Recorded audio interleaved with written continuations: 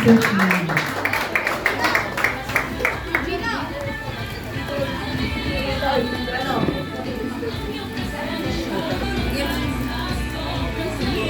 So, praise God. Good afternoon, everyone. I'm Shane from Sumbangay, Sumbangay. So, may short na mga testimony kung paano ko nakilala si Jesus. So, nakilala ko pala si Jesus at a very young age, I think when I was 5 years old. At sa simbahan namin, usually I met Jesus a very long time ago, batang makulit pa ako. Sabi nga ni Pastor, yung batang aakyat daw sa stage, magiging pastor daw. Totoo yung sabi ni Pastor kasi when I was a kid, sobrang kulit ko talaga.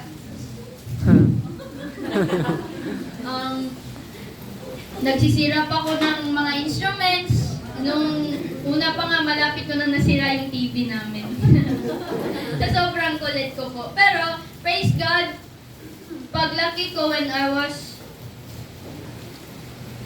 7, sa simbahan namin, usually, at a very young age, I already know Jesus, but I didn't know all of Him yet. Siyempre, bata pa ako nun. Konti pa lang yung understanding ko sa Bible. Litong-lito pa ako, bakit nakapasok si Paul? Prosecutor siya ni Jesus Christ. Oh, tapos nakapasok siya doon, siguro gulat-gulat yung mga disciples, bakit andito siya?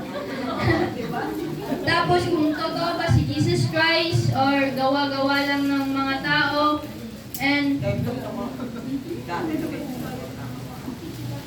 kung sino talaga si Jesus Christ, sino nagsulat ng Bible, and the biggest question is, if there's a loving God, why do He allow us to suffer if He loves us so much? Bakit may suffering? Bakit may pagdudurusa kung ang Diyos natin ay napakabuti? Pero mamaya, sasabihin ko sa inyo kung bakit. Amen.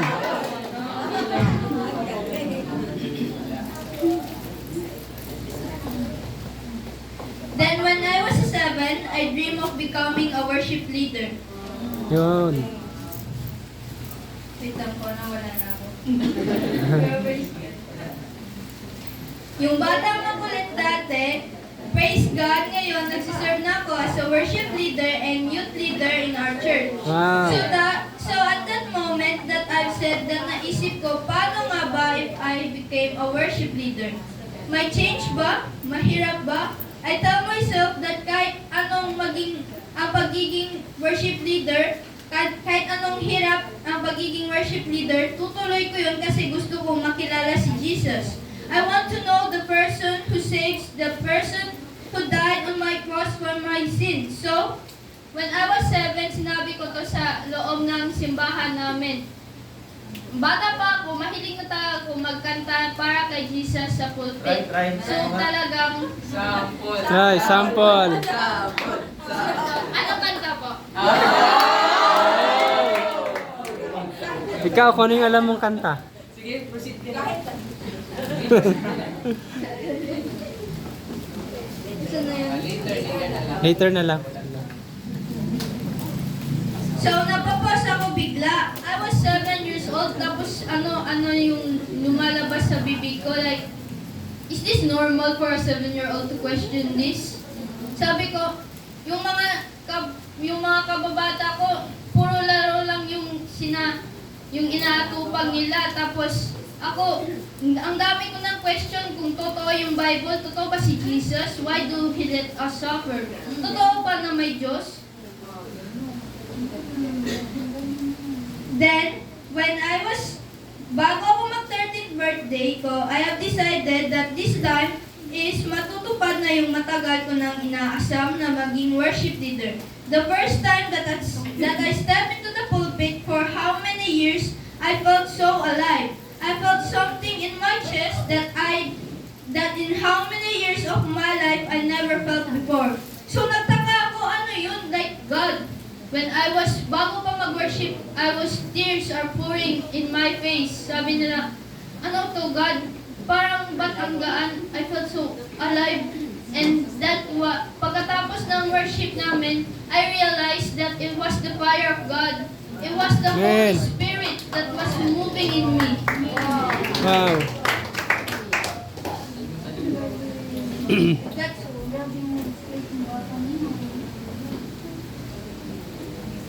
and I felt that I was very at the top of the mountain, alive and free. And that moment that I something I felt in my chest, I realized that it was not just something, it was the Holy Spirit in me.